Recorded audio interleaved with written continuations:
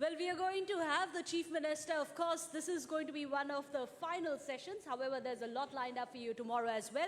But if you really want to understand what the partnership between the state and the central government is going to be, perhaps this man who is going to be taking the stage very shortly is going to be the best person to answer and clear all the doubts that you have. What's going to be the blueprint for India? And when you talk about India, of course, it is India's Delhi, which is going to take center stage. So who better to explain to us what is going to be in the next 5 years and what's going to be the roadmap for the very Dil of India. Chief Minister Arvind Kejriwal is here at the Times Now Summit. He's going to be explaining to us the kind of partnership that he's already had and hopes to have with the central government. Can it be easygoing when you have two ideological superpowers? And many would say that often it's about governance and not about ideologies. So what is it going to be? What's going to be the way forward? Of course, none other than Arvind Kejriwal is going to be here. This is going to be the final session. And of course, all of you do feel free to use our hashtag #TimesNowSummit. Well, of course, there's going to be a very exciting, power-packed day tomorrow as well. So we expect all of you to come back because there is a long list of speakers who are going to be there with us. There are going to be chief ministers, union ministers. The closing finale, of course, is going to have Smriti Irani. Well, there you have it. I believe we're going to have the chief minister here very shortly. He is going to be in conversation with Navika Kumar. That is one of the sessions you certainly don't want to miss. There you have it. Welcome, Arvind Kejriwal, the Chief Minister of Delhi. Always a pleasure. You're someone who's always spoken his heart, and I'm sure you're going to be very candid. And Navika Kumar, of course, is going to ensure that you are. Straight answers is what we expect. Over to you, Navika.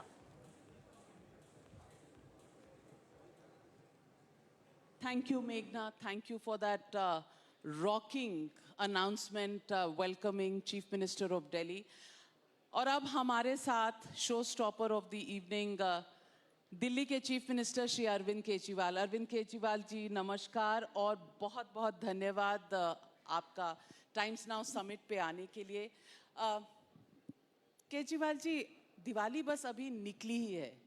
पटाखों की conversation तो चल ही रही थी social media में भी और बाकी लोगों के बीच में भी, पर एक और बहुत बड़ी कॉन्वर्सेशन चल रही थी, वो ये कि आजकल दिवाली वाले दिन सबसे बड़ा जो स्पेक्टिकल हो गया है या इवेंट हो गया है वो है अरविंद केजरीवाल जी की दिवाली पूजा। तो ये क्या आपका सॉफ्ट हिंदुत्व है? वो क्या होता है? अच्छा, नहीं, दिवाली की पूजा आप कर रहे हैं। आपने पहले ये कहा था कि लोग मंदिरों में जाते हैं, मस्जिदों में जाते हैं, ये कोई इश्यूज थोड़ी हैं पॉलिटिक्स के या चुनाव के। इश्यूज पॉलिटिक्स और चुनाव के गवर्नेंस होती है कि बिजली है कि नहीं, सड़क है कि नहीं, पानी है कि नहीं। नविका जी, अभी पिछले कुछ दिनों से इन दूसरी पार्टी वालों ने यही शब्द इस्तेमाल करना चालू किया, सॉफ्ट हिंदुत्व, सॉफ्ट हिंदुत्व। अगर दिवाली अच्छे से मनाना सॉफ्ट हिंदुत्व है, इस देश के करोड़ों लोग पूरे हर्षोल्लास से दिवाली मनाते हैं। अगर मंदिर में जाना सॉफ्ट हिंदुत्व है, इस देश के करोड़ों लोग मंदिरों में जाते हैं, तो सारे वो करोड़ों लोग सॉफ्ट हिंदुत्व करते हैं, फिर तो मैं भी करता हूँ। मेरे को बड़ा दुख हुआ था, मेरे को याद है चुनाव के पहले एक टीवी चैनल में एक एंकर ने मेरे से पूछ लिया कि आपको हनुमान चालीसा आता है? मैंने कहा जी आता है। कहता सुना दो। मैंने सुना दिया। उसके बाद ये इतनी गालियाँ दी मुझे बीजेपी और कांग्रेस वालों ने। मैं पूछना चाहता हूँ, क्या हनुमान चालीसा गाना पाप है? अभी मैं अयोध्या गया, उसके लौटने के बाद इतनी गालियां दी इन दोनों पार्टी के लोगों ने मुझे। मैं पूछना चाहता हूं, क्या श्री रामचंद्र जी के दर्शन करने के लिए अयोध्या जाना पाप है? आखिर मैंने क्या मेरा कसूर क्या है? दोनों पार्टियां, तो एक तो उनमें से आपकी पुरानी साथी है ना, जिसके साथ सरकार बनाई। हमारी कोई साथी नहीं है, हमारे तो देश वो के लोग कांग्रेस- साथी हैं। कांग्रेस। देश के लोग हमारे साथी हैं, जो बैठे हुए हैं ये हमारे साथी हैं, आप हमारी साथी हैं। कहने का मतलब ये केजरीवाल जी के लोग इसीलिए सवाल उठा रहे हैं शायद क्योंकि एक तरह से यूएसपी होती है किसी भी पार्टी की, तो वो बीजेपी ने 1991 में रथ यात्रा के साथ राम जन्मभूमि या हिंदुत्व की एक यूएसपी अपनी बना ली, तो वो जैसे कहते कॉपीराइट उनका हो गया।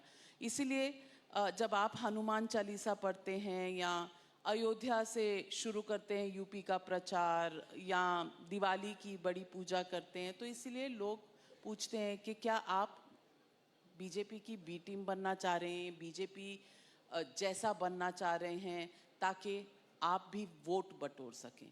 लोग ये जानना चाहते हैं। नहीं, बिल्कुल गलत बात है। मैं आज इस पे अपनी राय रखना चाहता हूँ कि आखिर हिंदुत्व क्या है। भगवान श्री राम हर हिंदू के आराध्य हैं। हर हिंदू रामचंद्र जी को बहुत ज़्यादा मानता है। मेरे हिसाब से रामचंद्र जी का कहा हुआ एक एक शब्द, उनकी वाणी, उनके वचन मेरे लिए हिंदुत्व है। मेरे हिसाब से भगवान श्री रामचंद्र जी के जीवन, उनसे प्रेरणा और उनका आचरण असली हिंदुत्व है, सही हिंदुत्व है। मैं इस देश के 130 करोड़ लोगों को जोड़ना चाहता हूँ, एक इंसान को एक इंसान से जोड़ना चाहता हूँ। ये हिंदुत्व है। ये लोग सोशल मीडिया के ऊपर गंदी गंदी गालियां देते हैं लोगों को, धमकियां देते हैं लोगों को, ये हिंदुत्व नहीं है। दंगे कराते हैं, ये हिंदुत्व नहीं है। अभी हमारे देश के एक बहुत सम्मानित क्रिकेटर हैं, बहुत बड़े क्रिकेट, उनकी 8 महीने की बेटी है। उन्होंने कुछ कह दिया जो इनको पसंद नहीं आया, तो उस 8 महीने की फूल सी गुड़िया को बलात्कार की धमकियां देते हैं। ये हिंदुत्व नहीं है। दलितों के ऊपर अत्याचार किया जाता है, दलितों को मारा पीटा जाता है, ये हिंदुत्व नहीं है। भगवान श्री राम का क्या मैसेज है? शबरी के घर गए भगवान श्री राम। शबरी भोली भाली थी, उसने सोचा कि मैं चख के देख लूं कि भगवान को जो बेर खिला रही हूं वो बेर मीठे भी हैं कि नहीं। वो एक एक बेर को आधा खाती और फिर उनको देती। वो अपनी तरफ से तो छुपके कर रही थी, लेकिन भगवान जी देख रहे थे और मंद मंद मुस्कुरा रहे थे और उसको झूठे बेर खा रहे थे। जिसे हम अपना भगवान मानते हैं वो शबरी के झूठे बेर खाते हैं, और हम दलितों, और ये लोग दलितों का अपमान करते हैं, दलितों पे अत्याचार करते हैं। और ये तो हिंदुत्व नहीं है। हिंदुत्व जोड़ता है, हिंदुत्व तोड़ता नहीं है। तो किसका हिंदुत्व तोड़ रहा है आपको दिखाई दे रहा? जो ये हिंदुत्व के नाम पे चल रहा है वो हिंदुत्व नहीं है। हिंदुत्व क्या है उसका मेरे हिसाब से टेस्ट है भगवान श्री राम की वाणी, उनका वचन, उनके शब्द, उनका जीवन, उनका आचरण जो सिखाता है वो हिंदुत्व है। अरविंद केजरीवाल जी, अभी आपने कुछ वाक्य पहले एक एक्सप्रेशन यूज किया और आपने कहा हिंदुत्व वो है जो 130 करोड़ देशवासियों को जोड़ता है। तो सबसे पहले मुझे लगता है कि ये सोशल मीडिया में वायरल हो जाएगा, क्योंकि आपने कहा 130 करोड़ देशवासियों को। तो लोग सबसे पहले सवाल आपसे पूछेंगे कि is Aam Aadmi Party going national? Arvind Kejriwal ji अब अपने आप को नेशनल रोल में देखना चाह रहे हैं। अगर मैं ये कह देता कि जो पूरी दुनिया को जोड़ता है, तो आप मुझे दुनिया का राष्ट्रपति के लिए विचार है। पर आप पॉलिटिकली देखा जाए तो अपना फुटप्रिंट बढ़ा रहे हैं। आपने अयोध्या में उत्तर प्रदेश का बिगुल बजाया, आपने उत्तराखंड में अपना चीफ मिनिस्टीरियल कैंडिडेट नियुक्त किया है, गोवा में बड़ी तगड़ी लड़ाई चल रही है, बीजेपी कांग्रेस थे, फिर आप आई, अब तृणमूल कांग्रेस आ गई है। तो मैं पॉलिटिकल स्फीयर में पहले चलिए गोवा चलते हैं, जहां आप एस्पिरेंट हैं अपना फुटप्रिंट बढ़ाने के लिए। तो गोवा के बारे में आपका क्या विचार है कि तृणमूल कांग्रेस, आम आदमी पार्टी, जो एक वक्त एक जॉइंट ऑपोजिशन में देखा जाता था, अब वो एक दूसरे के खिलाफ हैं गोवा में? गोवा में बड़ा इंटरेस्टिंग हुआ। पिछली बार गोवा के लोगों ने कांग्रेस को 17 सीट दी, बीजेपी को शायद 12 या 13 दी। कांग्रेस के 17 में से 12 एमएलए उठ के बीजेपी में चले गए और उन्होंने सरकार बना ली। तो अब लोग ये कह रहे हैं ये चल क्या रहा है यार, ऐसे थोड़ी होता है। इसका मतलब तो जिसको मर्जी वोट दे दो, जीतने के बाद फिर वो सारे कांग्रेसी जाके उसमें बीजेपी में बैठ जाते हैं। दिल्ली के अंदर जो काम हुआ, अब तो लगभग 7 साल हो गए हम लोगों को, ऑलमोस्ट 6.5 साल। दिल्ली के अंदर जो काम हुआ उसको सब लोगों ने देखा। स्कूल अच्छे हो गए, अस्पताल, अभी कल परसों नीट के रिजल्ट आए हैं। आपको जान के ताज्जुब होगा कि दिल्ली के सरकारी स्कूलों के ढेरों बच्चे, more than the private schools, Delhi के प्राइवेट स्कूल्स और दिल्ली के government schools, more than the private schools, Delhi के सरकारी स्कूलों के ढेरों बच्चे नीट में क्वालिफाई हुए हैं। एक बच्चे के 750 में से 720 नंबर आए हैं। अनइमेजिनेबल। 2-3 साल पहले तक कोई सोच सकता था इस देश के अंदर सरकारी स्कूलों के नतीजे इतने शानदार आएंगे? अभी 12वीं के नतीजे आए हैं दिल्ली के सरकारी स्कूलों के 99.7% नतीजे, 99.7% नतीजे दिल्ली के सरकारी स्कूलों के, लगभग 100% ही हो गया। कोई इमेजिन भी नहीं कर सकता था। स्कूल अच्छे हो गए, मोहल्ला क्लिनिक बन रहे हैं, अस्पताल अच्छे हो गए, बिजली 24 घंटे आने लगी है, पहले इतने लंबे लंबे पावर कट लगते थे, सीवर पानी ठीक कर रहे हैं, अब इतने सारे काम हुए। इसके बारे में पूरे देश में चर्चा है। तो जो दिल्ली मॉडल है वो देश के कोने कोने में लोग चाहते हैं कि वहाँ भी पहुँचे। जहाँ लोग चाहेंगे वहीं हम जाएंगे, क्यों ना जाएं। 70 साल में बीजेपी और कांग्रेस दोनों की सरकारें थी, इन्होंने क्या किया? मुझे एक पार्टी बता दो, एक पार्टी जो चुनाव में जाके कहती है मैं तुम्हारे बच्चों के स्कूल ठीक कर दूंगा। कोई कहती है एक पार्टी? 70 साल में किसी पार्टी ने चुनाव में जाके कहा कि हमें वोट दो, हम आपके स्कूल ठीक कर देंगे? हम कहते हैं, हमारे में हिम्मत है। कोई पार्टी कहती है कि हमें वोट दो, हम तुम्हारे अस्पताल ठीक कर देंगे? हम कहते हैं, हमने करके दिखाया।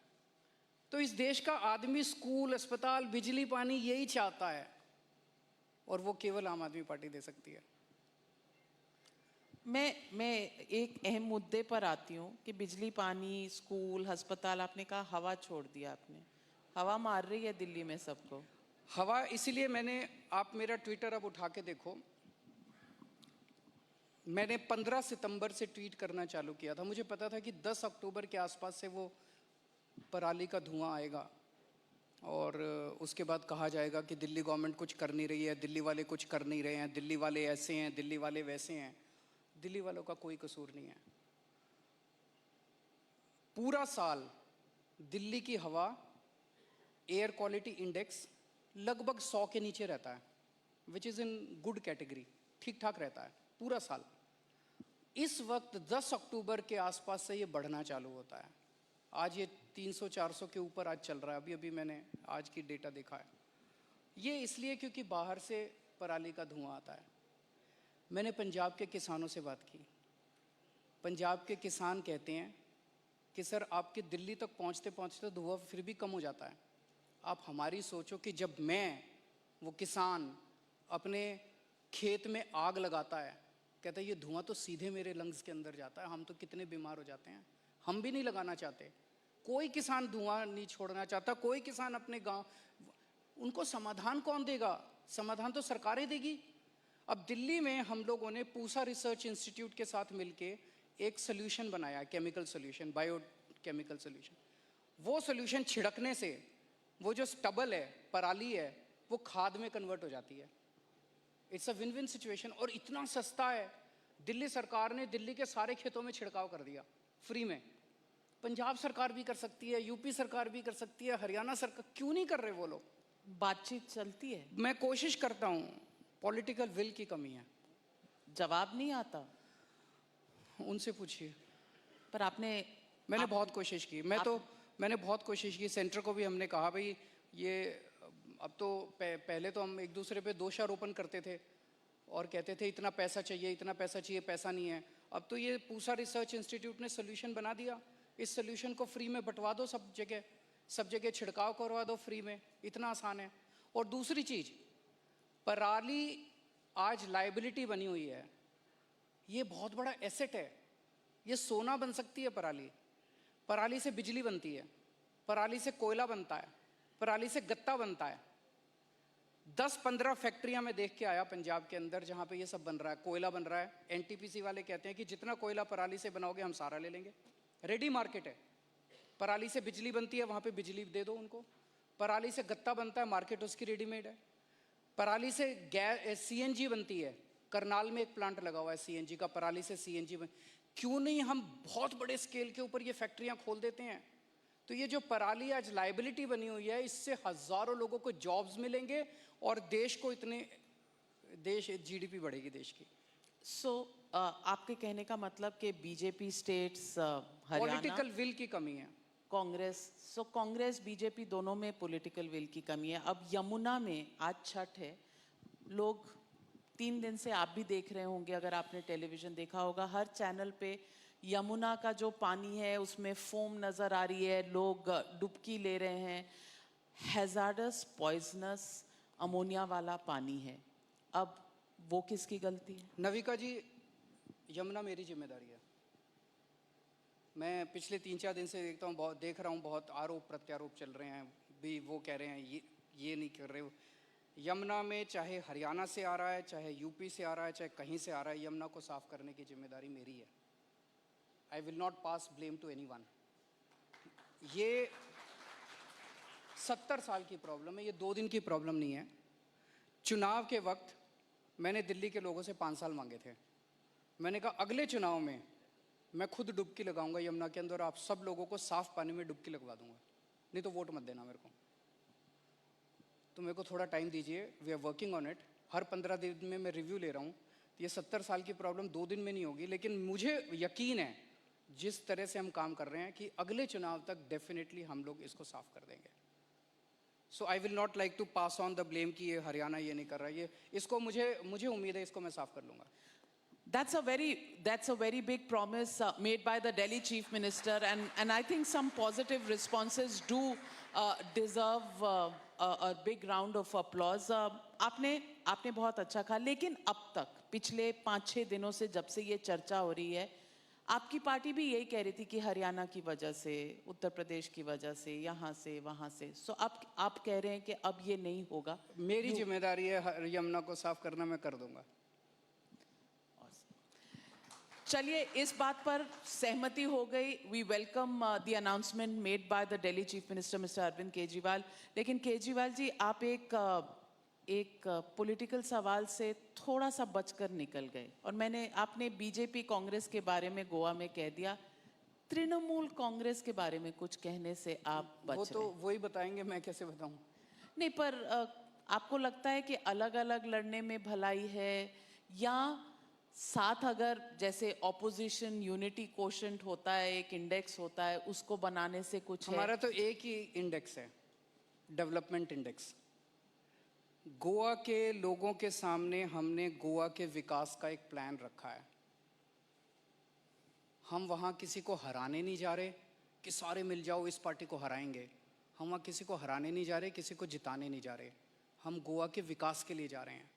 गोवा के लोगों के, किसी भी जनतंत्र के अंदर हराने का और जिताने का काम जनता का होता है। जनता पे छोड़ दीजिए, वो किसको हराना चाहती है, किसको। हम वहाँ पे गोवा के लोगों के सामने एक विकास का मॉडल रखेंगे कि भाई आपकी बिजली ठीक कर देंगे, हमें करनी आती है। हम आपके स्कूल ठीक कर देंगे, नए स्कूल खोलेंगे, हमें करने आते हैं। हम आपके अस्पताल ठीक कर देंगे, हमें करने आते हैं। ये सारी चीज़ें वहाँ जाके बोल रहे हैं। अगर गोवा के लोगों को ये मॉडल पसंद आएगा तो लोग वोट देंगे, नहीं पसंद आएगा तो ना सही। डेवलपमेंट की आपने मॉडल ज़रूर दी होगी, उस पर बहुत चर्चा नहीं हुई, लेकिन अखबारों में, सोशल मीडिया में एक और चीज़ जो आपने ऑफर की है उसकी बड़ी चर्चा चल रही है। क्या? कि आप लोगों को कभी शिरडी ले जाएंगे, कभी उनको अजमेर शरीफ ले जाएंगे, कभी आप क्रिश्चियंस को कहीं वेलंकनी, हाँ वेलनेकर लेकर जाएंगे, अयोध्या भी, और अयोध्या भी लेकर जाएंगे। तो ये डेवलपमेंट का पार्ट है। वैष्णो देवी भी ले जाते हैं, द्वारकाधीश भी ले जाते हैं, पुरी जी भी ले जाते हैं, हरिद्वार भी ले जाते हैं, ऋषिकेश भी तो ले ये जाते हैं, डेवलपमेंट है मथुरा वृंदावन भी ले कि जाते हैं। ये फिर अपीजमेंट है? एक आम आदमी जो है उसे ज़िंदगी में क्या चाहिए? उसे रोटी चाहिए, कपड़ा चाहिए, मकान चाहिए। उसे हर आदमी चाहता है मेरे बच्चों को अच्छी शिक्षा मिले। हम राशन देते हैं गरीबों को, हम उनके बच्चों को अच्छा स्कूल की शिक्षा देते हैं। कोई बीमार हो जाए तो उसके लिए अच्छे अस्पताल का इंतज़ाम कर दिया, अच्छे पानी का इंतज़ाम कर रहे हैं, अच्छी बिजली का इंतज़ाम कर दिया। अब अगर हर इंसान की आध्यात्मिक ज़रूरत होती है, तो अगर कोई इतनी अच्छी सरकार है जो उसके आध्यात्मिक ज़रूरतों को भी पूरा करने की कोशिश कर रही है, उसमें बुराई क्या है? अगर हमने चॉइस दे दी, दिल्ली के अंदर 12 स्थानों की लिस्ट है, आप उसमें से कहीं भी तीर्थ स्थान जाना, हर आदमी तीर्थ स्थान जाना चाहते हैं। आप भी जाते होंगे, जाते हैं? समय आने वाला है, वहीं जाके बैठा करेंगे। हर आदमी की इच्छा होती है तीर्थ स्थान जाने की। सो उनकी वो इच्छा पूरी कर रहे हैं हम लोग।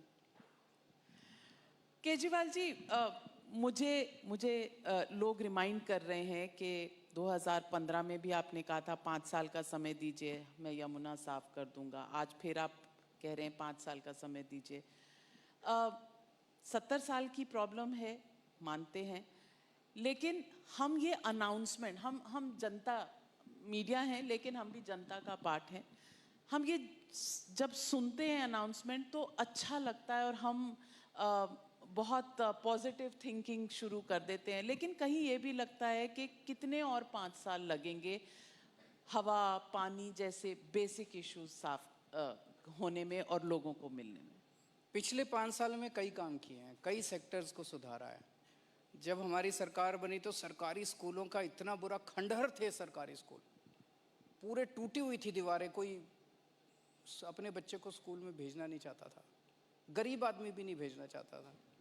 आज 5 साल के बाद, इस साल का मैं डेटा दे रहा हूँ, इस साल दिल्ली में 2.5 लाख बच्चों ने प्राइवेट स्कूल से नाम कटवा के सरकारी स्कूल में भर्ती करवाया है। बड़ी बात। तो शिक्षा को ठीक किया, अस्पतालों को ठीक किया, बिजली 24, मेरे को याद है 2014 की जुलाई की गर्मियाँ थी, 7-7 घंटे के पावर कट लग रहे थे। आज दिल्ली में 24 घंटे बिजली आती है, जनरेटर की और इन्वर्टर की दुकानें बंद हो गई हैं। बिजली ठीक की, पानी काफ़ी ठीक किया, अभी काफ़ी ठीक करना बाकी है, कई सेक्टर्स ठीक किए। इस बार यमुना और पानी और सीवर, ये हमारी काफ़ी हाई प्रायोरिटी है। मैं आपको यकीन दिलाता हूँ कि इस 5 साल में हो जाना चाहिए। अरविंद केजरीवाल जी, जब चुनाव की बात होती है तो हम गोवा से निकलते हैं और चलते हैं पंजाब की तरफ। अब पंजाब का नज़ारा आपके सामने है। कांग्रेस में जो चल रहा है कुछ दिनों में, आप थोड़ा उस पर चुप रहे हैं, पर कभी अमरिंदर आउट, चन्नी इन, कभी नवजोत सिंह सिद्धू आउट, सिद्धू इन। ये जो पॉलिटिक्स है, ये क्या आम आदमी पार्टी को जगह दे रही है? आप प्रिंसिपल ऑपोजिशन पार्टी हैं, पर ये एक अपॉर्चुनिटी खोलती है आम आदमी पार्टी के लिए कि अब वो सरकार बनाने का दावा कर सके। मुझे लगता है कि कांग्रेस ने जो किया है ना, खासकर पिछले 1 साल के अंदर, उन्होंने पंजाब के लोगों का अपमान किया है, इंसल्ट किया है। ऐसे कुत्ते बिल्लियों की तरह लड़ रहे हैं आपस में। और पंजाब के लोगों की इतनी समस्याएं हैं, इतनी समस्याएं हैं, आप लोगों से बात कीजिए, यूथ इतना परेशान है, उसके पास जॉब्स नहीं है, बिजली इतने लंबे लंबे पावर कट लगते हैं, बिजली इतनी महंगी है, स्कूल खराब हैं, अस्पताल खराब हैं, खेती का बुरा हाल है। मैंने कई सारे अभी इंडस्ट्रियलिस्ट्स के साथ टाउन हॉल मीटिंग की थी, वहाँ पे व्यापारियों के साथ टाउन हॉल। इंडस्ट्री छोड़ छोड़ के पंजाब से बाहर जा रही है, दूसरे स्टेट्स में जा रही है, उसकी कौन सोचेगा? इनका आपस में लड़ाई झगड़े ही पूरे नहीं हो रहे। केवल आम आदमी पार्टी एक स्टेबल और अच्छी सरकार दे सकती है, जैसे दिल्ली में दी थी। मैं पंजाब के लोगों को यही कहना चाहता हूँ, दिल्ली के लोगों ने एक मौका दिया आम आदमी पार्टी को, और उसके बाद परमानेंटली बीजेपी और कांग्रेस खत्म हो गए। एक मौका पंजाब के लोग दे दें, उसके बाद उनको दूसरी पार्टियां कभी याद नहीं आएंगी। तो आप फिनिशिंग लाइन के कितने करीब समझते हैं आपकी पार्टी है? जनता तय करेगी, जनता जनार्दन है। चुनाव अब फरवरी में है, पता चल जाएगा। पर आप यू आर समबडी जो नंबर्स देखता है, सर्वेस कराते हैं आप। आपने सबसे बड़ा सर्वे चुनाव है, और सबसे बड़ा ये नहीं, पर तैयारी तैयारी चल रही है। कोई स्टूडेंट भी जब एग्जाम के लिए जाता है तो उसको पता होता है कि उसकी तैयारी कितनी है। तैयारी अच्छी चल रही है। देखिए, चुनाव मौजूदा हालात के ऊपर और उम्मीद के ऊपर लड़ा जाता है। आज पंजाब के अंदर मौजूदा हालात बहुत ख़राब हैं। अकाली दल से लोग बहुत ज़्यादा नाराज़ हैं। कांग्रेस की लड़ाई झगड़े ही पूरे नहीं हो रहे, और कोई उम्मीद भी नज़र नहीं आ रही कि चुनाव के बाद लड़ाई झगड़े ख़त्म हो जाएंगे। इन्होंने वैसे ही लड़ना है जैसे अभी लड़ रहे हैं। तो उम्मीद तो आम आदमी पार्टी से ही है, और लोग वहाँ कहते हैं, पंजाब के और दिल्ली के अंदर आना जाना लोगों का बहुत ज़्यादा है। तो लोग दिल्ली आते हैं, लोगों से पूछते हैं, कहते हैं यार यहाँ तो बिजली भी मुफ्त हो गई, बिजली भी अच्छी आ रही है, यहाँ तो स्कूल भी बड़े अच्छे हो गए, यहाँ तो अस्पताल भी अच्छे हो गए। तो फिर लोग कहते हैं यार एक बार इनको लाना चाहिए। आपके जवाब से दो सवाल निकलते हैं। पहला कि अगर आप इतने होपफुल हैं कि आपकी वहाँ एज एन ऑप्शन लोग वहाँ आपको प्रेफर करेंगे, तो आपका मुख्यमंत्री कौन होगा? क्या आप अभी तक अनाउंस नहीं कर रहे मुख्यमंत्री, इसका कोई राज है? सही समय आने पे बताएंगे। कोई तो होगा आपके दिमाग में। सही समय आने पे बताएंगे। और सही समय कब होता है? चुनाव के पहले के चुनाव के बाद? नेचुरली चुनाव के पहले ही बताएंगे।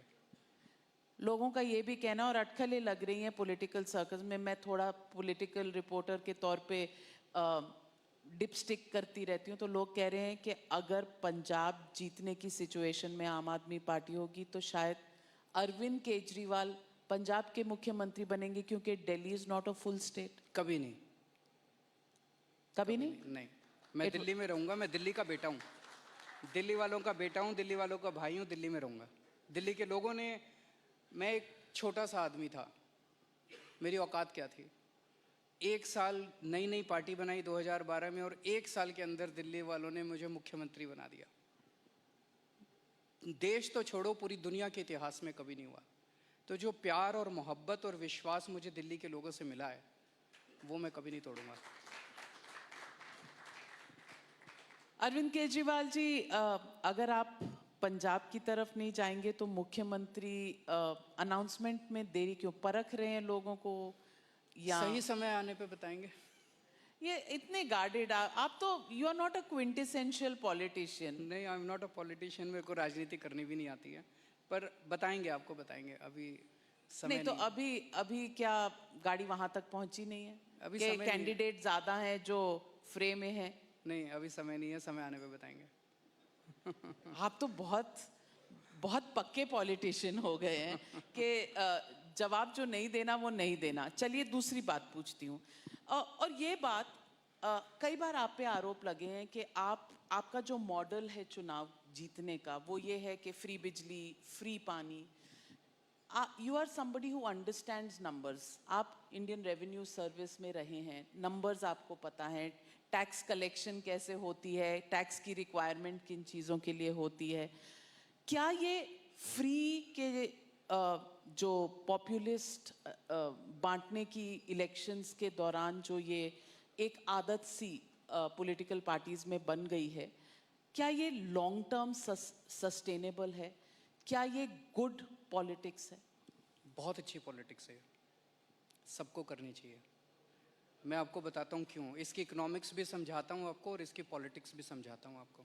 सबसे पहली बेसिक बात,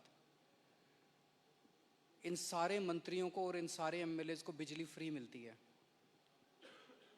इनको जब बिजली फ्री मिलती है तो उसको फ्री भी नहीं बोलते, और जब जनता को, इनको 4-4 हज़ार यूनिट बिजली फ्री मिलती है महीने की, और मैं जनता को 200 यूनिट फ्री बिजली देता हूं तो इनको सबको तकलीफ होती है। क्यों?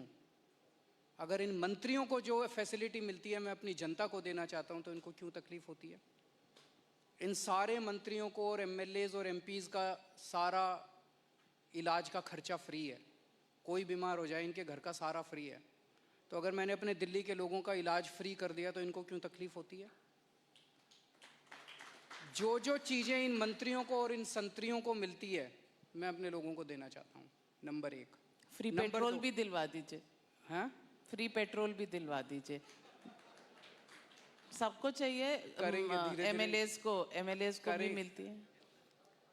दूसरी चीज़, अगर मैं, एक समय था जब मैंने सुना था कि राजनीति के अंदर एक समय था जब फ्री बांटते थे, और फ्री बांटने का पैसा कहाँ से आता था?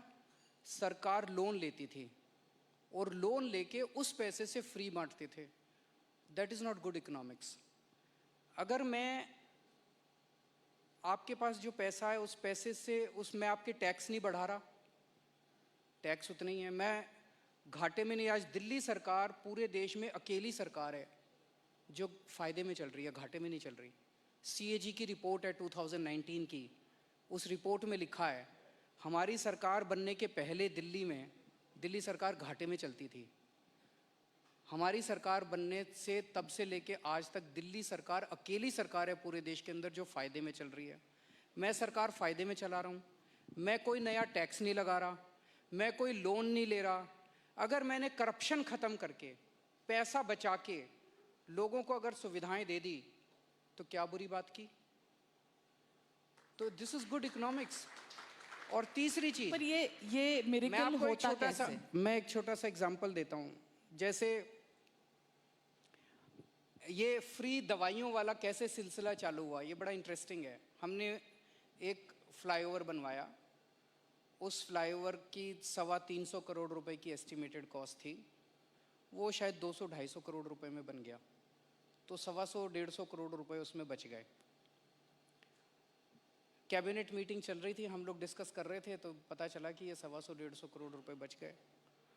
सो मैंने उनसे पूछा, हेल्थ मिनिस्टर से, मैंने कहा मान लो हम दिल्ली के लोगों की सारी दवाइयाँ फ्री करना चाहें, हम ये डिस्कस कर रहे थे इस पैसे को कहाँ इस्तेमाल करें। तो मैंने कहा अगर हम सबका इलाज फ्री करना चाहें तो कितना खर्चा आएगा? So after 2-3 days they got back to me, they said 300-350 crore.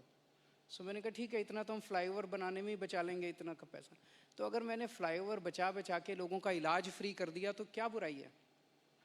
मैंने सुना था कि एक मुख्यमंत्री हैं शायद गुजरात के, उन्होंने अपने लिए एक जहाज खरीदा 190 करोड़ रुपए का। मैंने लिए अपने जहाज नहीं खरीदा, मैंने दिल्ली की सारी अपनी माँ बहनों का डीटीसी बसों में किराया मुफ्त कर दिया, 150 करोड़ का खर्चा आया। बताओ क्या बुराई है?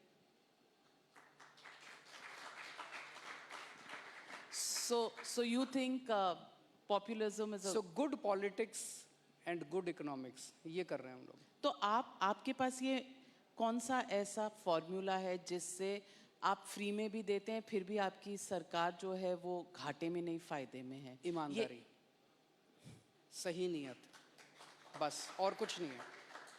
मैं बहुत छोटा हूँ, मेरा एक्सपीरियंस भी बहुत छोटा है, लेकिन मेरा 5-7 साल का सरकार चलाने का एक्सपीरियंस ये कहता है कि किसी भी सरकार में पैसे की कमी नहीं है। मैं ब्लैंकेट स्टेटमेंट दे रहा हूँ, किसी भी राज्य सरकार में और किसी भी केंद्र सरकार में पैसे की कमी नहीं है, नीयत की कमी है।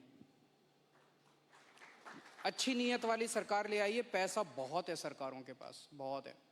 तो पेट्रोल पे जो वैट है वो कम कर दीजिए। करेंगे, अभी कैलकुलेट कर रहे हैं हम लोग सारी कैलकुलेशन। बड़ा टाइम लग रहा है कैलकुलेशन में, आपको तो 1 मिनट में कैलकुलेट कर लेना चाहिए। आप रेवेन्यू सर्विस, हम जो भी करते हैं ठोस करते हैं, तो जो भी करेंगे, जब भी करेंगे ठोस करेंगे। तो 10-20 हम रुपए कोई कम हो जाएंगे।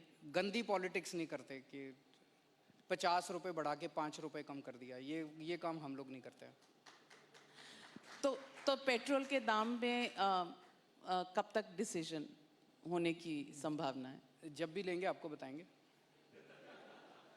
अरविंद केजरीवाल जी, आप पीएचडी कर चुके हैं आप नहीं, पॉलिटिक्स में, अब आप जवाब ऐसे सधे हुए देते हैं। नहीं, ऐसा नहीं है, जब भी करेंगे बताएंगे। अभी सारा एग्जामिन कर रहे हैं हम लोग, मनीष जी भी लगे हैं उस पर, we will tell you.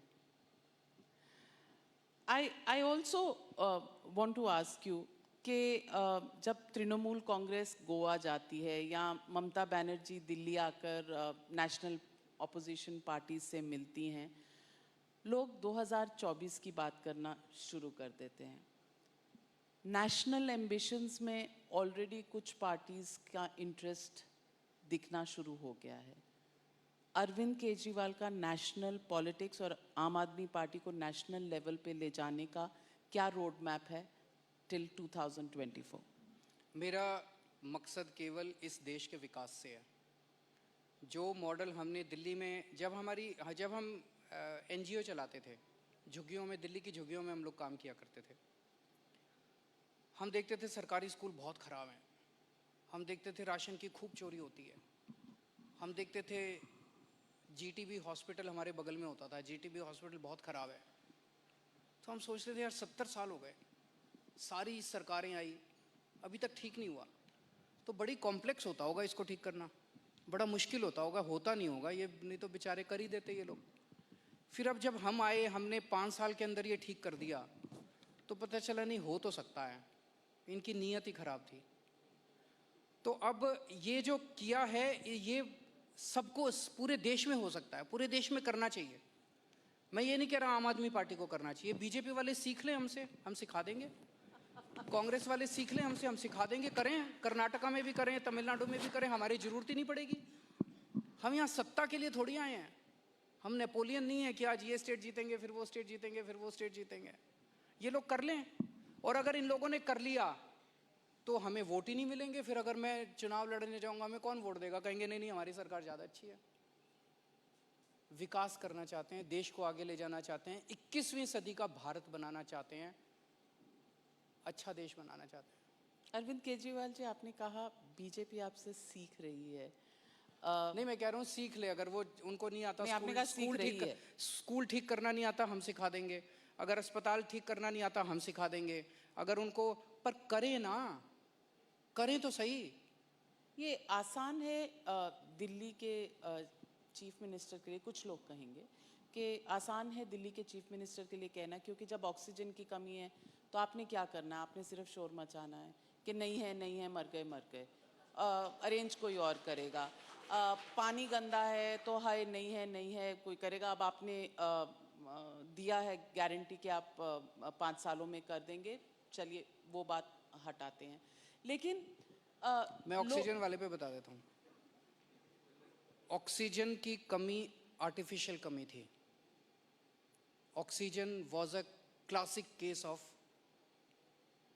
Royal mismanagement. एक छोटा सा उदाहरण देता हूँ। उत्तर प्रदेश में जो ऑक्सीजन बनती थी, क्या हुआ कि पूरे देश के अंदर ऑक्सीजन की कमी हो गई, तो सेंट्रल गवर्नमेंट ने सारा टेक ओवर कर लिया कि अब हम ऑक्सीजन बांटेंगे। सो जितने ऑक्सीजन प्लांट्स थे वो सारे टेक ओवर कर लिए, जितने ऑक्सीजन के टैंकर्स थे वो सारे टेक ओवर करके, ट्रांसपोर्टेशन भी अब हम तो फिर सरकार ने एलोकेशन करना चालू किया कि फलाने प्लांट से बनने वाली इतनी ऑक्सीजन ये स्टेट लेगा, इतनी ऑक्सीजन ये स्टेट लेगा, इतनी ऑक्सीजन ये स्टेट लेगा। उत्तर प्रदेश में बनने वाली ऑक्सीजन तो उत्तर प्रदेश को मिलनी चाहिए थी, उत्तर प्रदेश को बनने वाली ऑक्सीजन उड़ीसा को दे दी, उड़ीसा को बनने वाली ऑक्सीजन राजस्थान को दे दी, हरियाणा को बनने वाली ऑक्सीजन तमिलनाडु को दे दी। तो वो सारे ट्रक पूरे दिन चक्कर काटते थे पूरे देश के। ये तो सिंपल सी ये थी यार, उत्तर प्रदेश की ऑक्सीजन उत्तर प्रदेश को दे दो, एक्स्ट्रा है वो दूसरे को दे दो, राजस्थान की ऑक्सीजन राजस्थान को दे दो, नंबर 1। सो मैं ये कहना चाहता हूँ, it was a classic case of mismanagement. एक चीज़। दूसरी चीज़, दिल्ली अपनी ऑक्सीजन नहीं बनाती। दिल्ली के अंदर ऑक्सीजन बहुत कम हो गई थी, आपको भी पता है। सारे अस्पताल चिल्ला रहे थे, डॉक्टर्स चिल्ला रहे थे, पेशेंट्स चिल्ला रहे थे। मेरे लिए बड़ा इमोशनल ट्रॉमा था, पूरी रात जागता था मैं एक एक आदमी को कहीं से ऑक्सीजन जुगाड़ के देने के लिए। सारा जितने फ़ोन बजते थे मैं खुद उठाता था, सारे फ़ोन उठाता था। हमने 3 से 4 दिन के अंदर ऑक्सीजन मैनेज कर ली। कैसे? चिल्ला के ऑक्सीजन नहीं दे रहे, ऑक्सीजन नहीं दे रहे, ऑक्सीजन नहीं दे रहे, देनी पड़ी उनको। अगर मैं चुप बैठ जाता तो ऑक्सीजन थोड़ी देते, फिर हम सुप्रीम कोर्ट चले गए। सुप्रीम कोर्ट भी देख रहा था कि ऑक्सीजन नहीं मिल रही बेचारों को, तो सुप्रीम कोर्ट ने कहा ऑक्सीजन दो इनको। चिल्लाना तो पड़ता है, चिल्लाए बिना तो बच्चे को माँ भी दूध नहीं देती।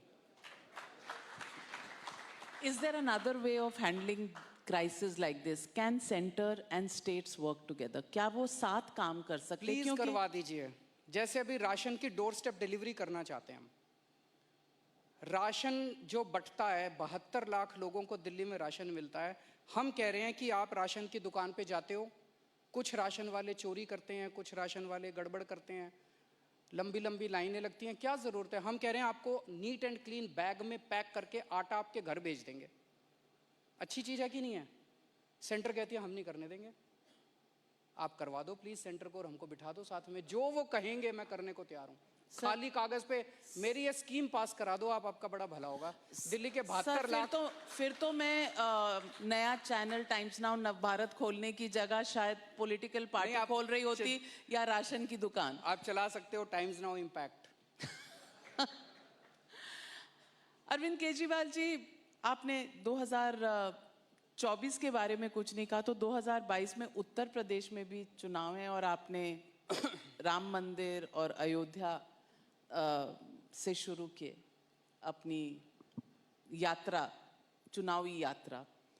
उत्तर प्रदेश में आम आदमी पार्टी का क्या विचार है? कितनी सीटें लड़ेंगे? अकेले लड़ेंगे? किसी के साथ अलायंस करेंगे? सभी सीटों पे लड़ रहे हैं हम लोग, और 402 सभी सीटों के ऊपर। And what is your projection? जनता तय करेगी क्या होगा, जनता ही डिसाइड करेगी। अब की बार आपका पॉलिटिकल एडवाइजर कौन रहेगा? पॉलिटिकल एडवाइजर पहले कौन था?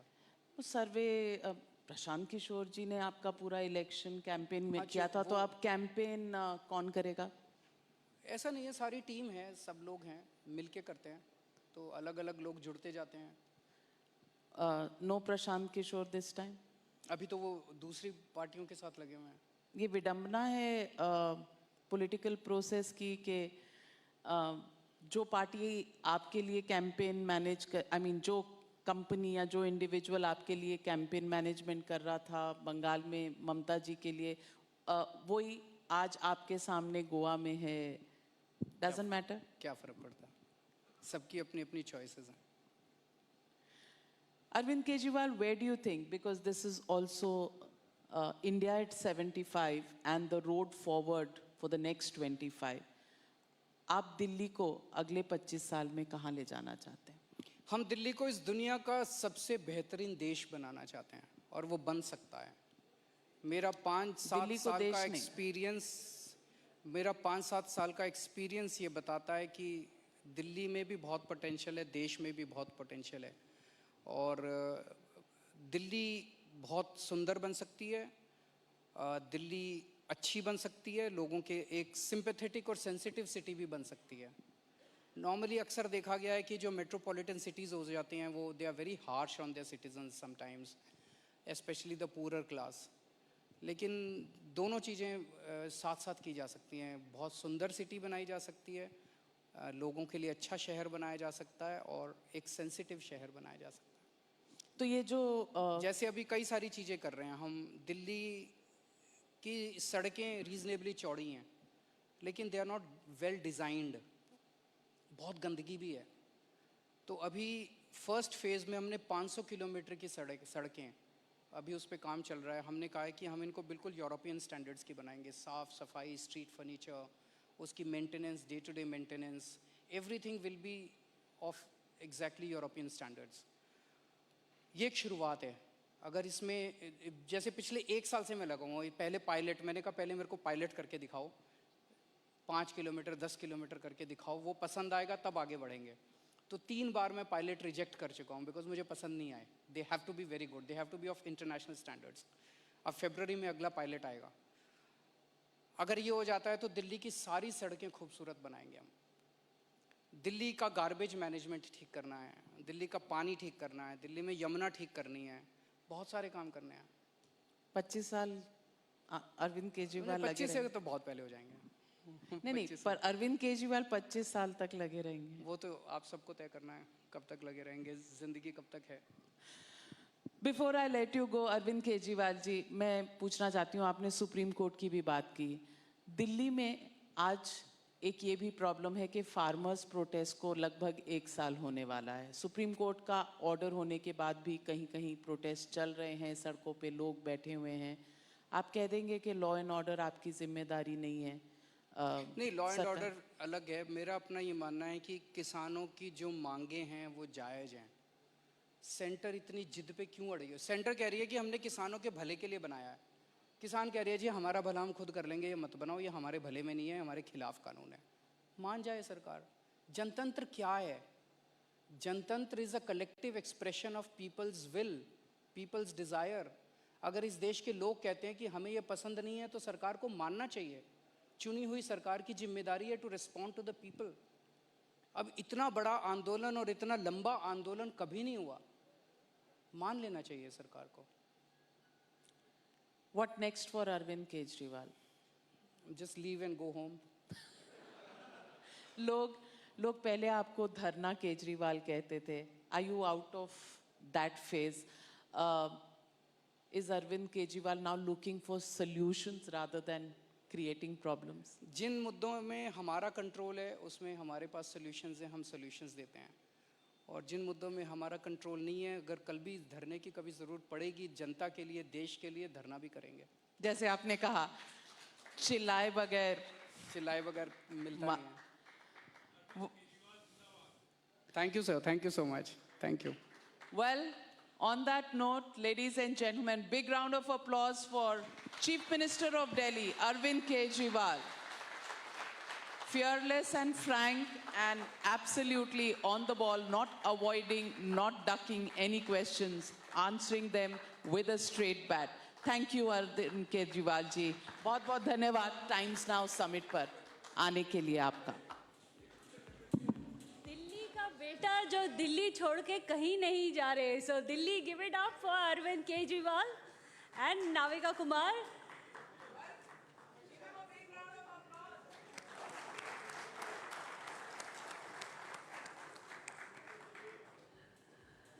Well, thank you so much, Mr. Arvind.